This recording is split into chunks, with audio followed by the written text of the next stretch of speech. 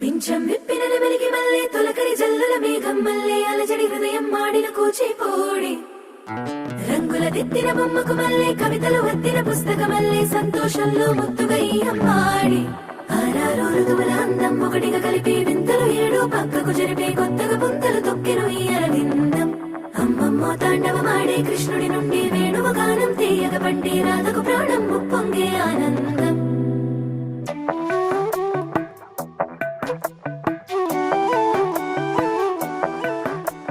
మధురము కదా ప్రతొక నడక